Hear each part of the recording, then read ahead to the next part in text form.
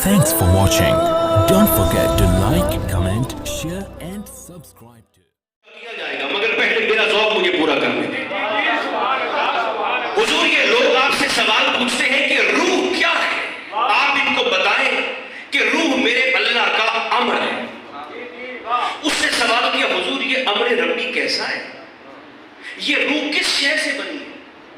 मैं अगर ये छोटे से बच्चे को भी खड़ा करके पूछूं ना कि मुझे ये बताइए जिस्म किस शय से बना है, तो ये बच्चा भी कह देगा आग से, पानी से, हवा से, मिट्टी से। जिस्म इन चीजों से बना है। उस शख्स ने सरकार से सवाल कर लिया हुजूर ये रूह किस शय से बनी है। मुझे नहीं पता कितना खूबसूरत सफर है जो मैं और आप अभी साथ साथ तय करने लगे हैं। अभी तो आगाज़ मोहब्बत है। हुजूर ये रूह किस शय से बनी है। सरकार ने फरमाया कुछ जवाहिर है, कुछ चीजें हैं जिनसे रूह बनी है। उसने कहा हुजूर फिर ये भी इरशाद फरमा दें कि वो जवाहिर कौन से हैं जिनसे रूह बनी है। ये हमारी बात हकीकत हुसैन की तरफ लेके जाएगी। हुजूर हमारी रूह किन चीजों से बनी है। सबसे पहले सरकार ने फरमाया अल्लाह ने रूह को जौहरे इल्म से बनाया है। मिसाल मैं आपको दूंगा, समझा के जाऊंगा, मगर मेरे साथ साथ चलते रहे।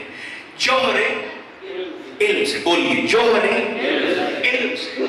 मसलन अभी मेरे भाई ने ऐलान करते हुए ये कहा कि ये अल्लामा भी हैं, ये फहामा भी हैं, ये खतीब भी हैं, ये मुकर्रर भी हैं, ये तकरीर भी करेंगे।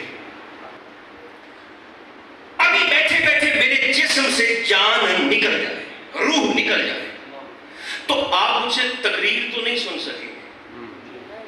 मैं अल्लामा तो ना रहा, मैं खतीब तो ना रहा, मैं मुकर्रर तो ना रहा, तो मेरे जिस्म से क्या निकल गया। मेरे जिस्म से जौहरे इल्म।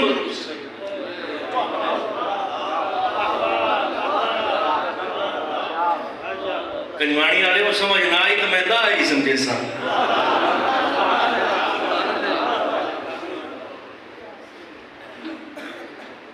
जिस्म तो बना है आग, पानी, हवा, मिट्टी से। रूह किस शय से बनी है। रूह बनी है मेरे नबी ने फरमाया जौहरे इल्म से बनी है। ये जिस्म से निकली। इंसान जाहिल, सर उठाओ, अगर मरने के बाद इंसान बेइल्म न होता तो मेरे नबी मैयत को तलकीन करने का हुक्म क्यों देते हैं। लक्किनू अम्वातकुम फरमाकर अपने मरने वालों को तलकीन करो। जिंदा था तो मुफ्ती था, जिंदा था तो खतीब था, जिंदा था तो पीएचडी था, जिंदा था तो स्कॉलर था। रूह निकली। अब सरकार फरमाते हैं ये बेइल्म हो गया, चूंकि जौहरे इल्म रुखसत हो गया। हुण इन्हू चेता करवाओ तेरा रब खुदा है, तेरी किताब कुरान है, तेरा दीन इस्लाम है। बात पहुंची कि नहीं पहुंची।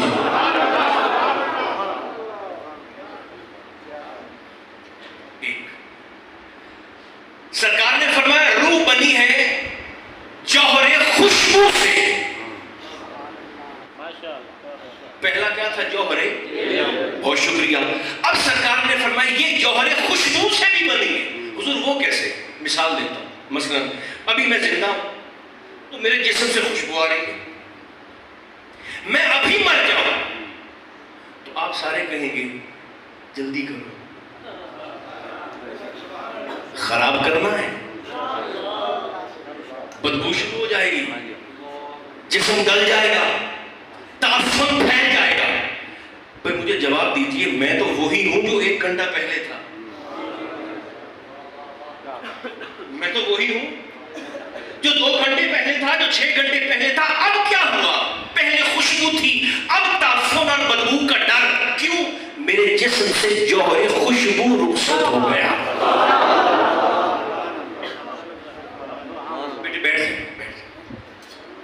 जौहरे खुशबू जाता रहा।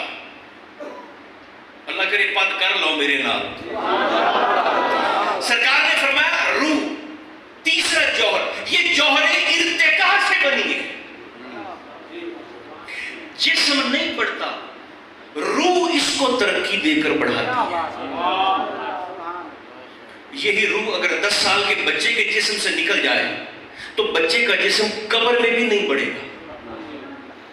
اگر جسم نے بڑھنا ہوتا تو قبر میں بڑھ جاتا. اس کا معنی کیا ہوا؟ اس کا معنی یہ ہے کہ جسم تو بڑھتی ہے، جسم نہیں بڑھتا، روح اس کی ترقی کر کے نشو و نما کر کے جسم کو اور عقل کو کامل کرتی چلی جاتی ہے.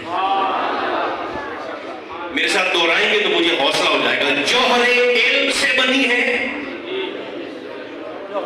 جوہر خوشبو سے بنی ہے، جوہر ارتقاء سے بنی ہے. سرکار نے فرمایا روح کا چوتھا جوہر ہے جوہر حریت. میں چہرے دیکھ رہا ہوں، آپ سمجھ کے بولیں گے تو مجھے زیادہ خوشی ہوگی. جوہر حریت سے بنی ہے. حریت کا معنی ہے آزادی. جسم قید ہو سکتا ہے، روح قید نہیں ہو سکتا. پتہ نہیں کتنے ہیں جو یہ نتیجے کا جملہ قبول فرمائیں گے اور سہ پائیں گے.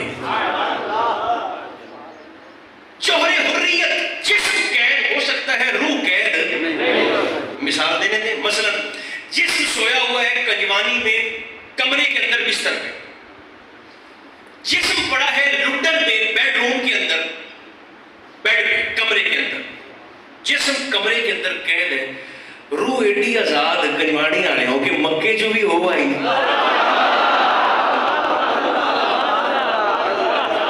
کربلا جو بھی ہو آئی، مدینہ سے بھی ہو آئی. اور اتنی آزاد کہ جو لوگ پہلے سے فوت ہو کر اگلے جہان جا چکے ہیں انہوں اگلے جہان جاتے ملتے واپس بھی آ گئے.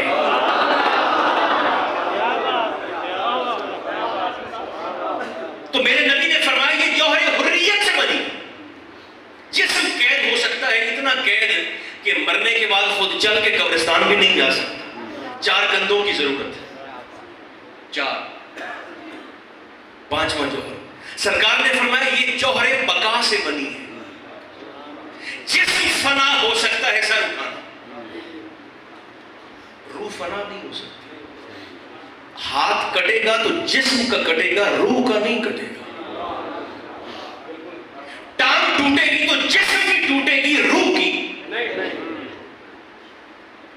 گھٹنے چھوڑ دیں اور تیار ہو جائے نتیجے کا جملہ لینے کے لیے. سر پھٹے گا تو جسم کا پھٹے گا، روح کا. یہ جوہر بقا سے بنی. سبکن دہرا کے باتوں کو جوڑتا ہوں.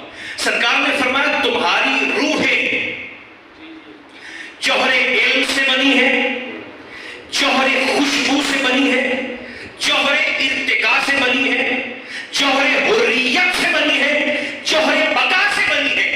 یہاں میرے نبی رک گئے اور خاموش ہو کر سرکار نے اس سائل کا چہرہ دیکھا اور مخاطب ہو کر فرمانے لگے سوال کرنے والے جان لو جن چیزوں سے اللہ نے تمہاری روحوں کو بنایا ہے ان جواہر سے اللہ نے مصطفیٰ کے اہل بیت کے جسموں کو خلق کروایا.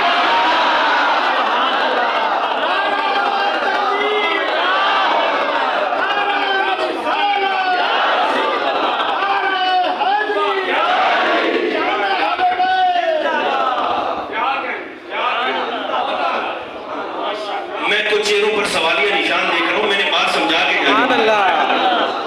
فرمایا جن چیزوں سے اللہ نے تمہاری روحوں کو بنایا ہے ان چیزوں سے اللہ نے میرے اہل بیت کے جسموں کو خلق کیا ہے. اچھا ایک گل سننے کے بعد پھر کوئی بندہ یہ کھاٹی تلے ہاتھ دیتے حیران ہوتے کہ نہ سوچے کہ کٹے ہوئے سر کے ساتھ حسین نیزے پر تلاوت کیسے کر رہے ہیں.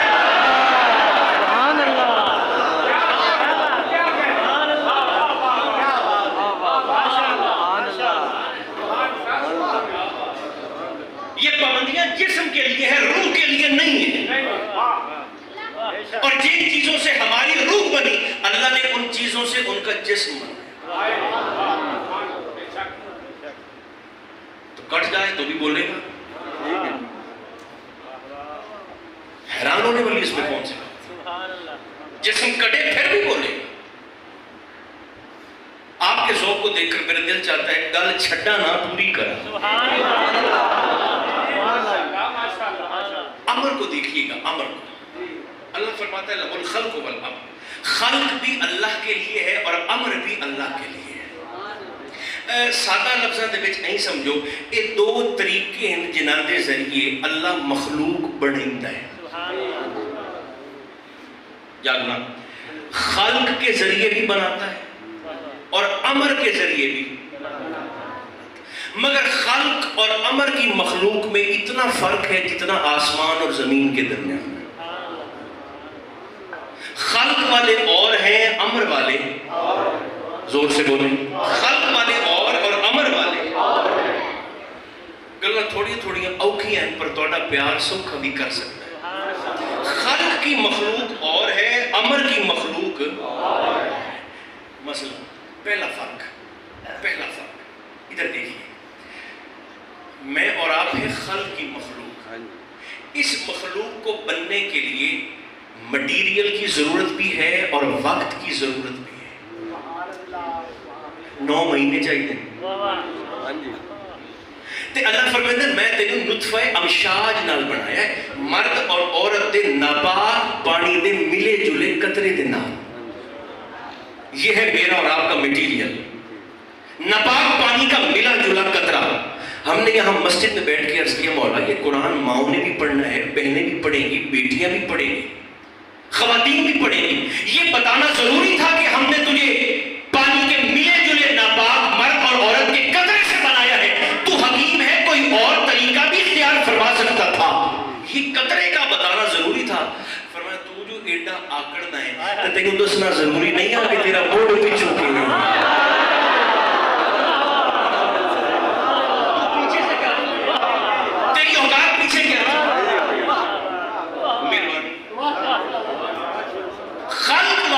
بننے کے لیے مٹیریل چاہیے، وقت چاہیے۔ امر کی مخلوق وہ ہے جو نہ وقت کے محتاج ہے نہ مٹیریل کے محتاج ہے۔ اللہ کن فرماتا ہے فیکون، بس وہ ہو جاتا ہے۔ بھائی سبحان اللہ، جیسے آپ بول رہے ہیں مشکل باتوں پر آپ کو واقع ہے۔ دوسرا فرق خلق اور امر، اور وہ امر والے نہیں ہیں، وہ اولے الامر ہیں۔ اگر مضمون کی سننے تقریر سننے کا فن ہے۔ دوسرا فرق خلق کی مخلوق اور امر کی مخلوق، جتھے خلق والے جمن اتھے سجدہ نہیں ہو سکتا۔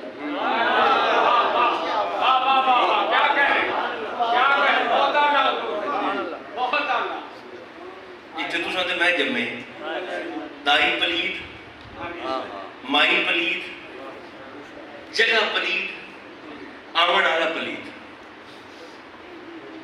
کیا گل ہے؟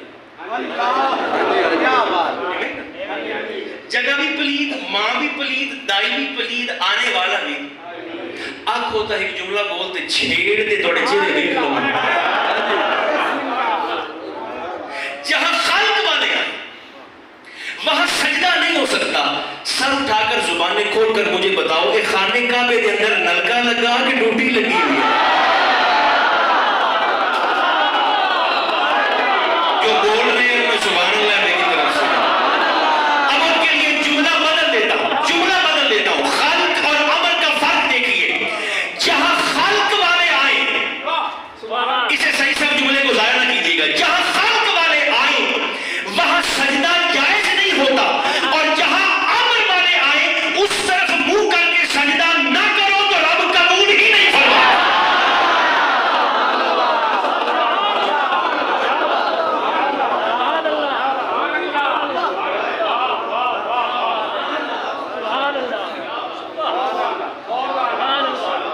تیسرا فرق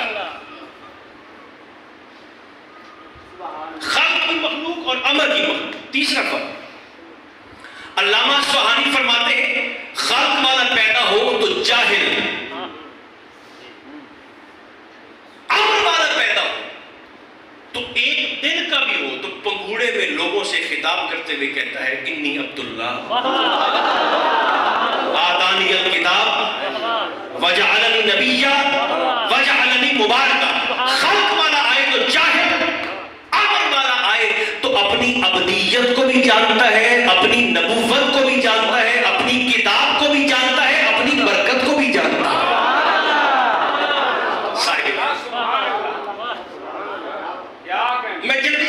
بتا رہا ہوں پھر. چوتھا فرق بھی ہے خلق میں اور امر میں، خلق کی مخلوق اور امر کی.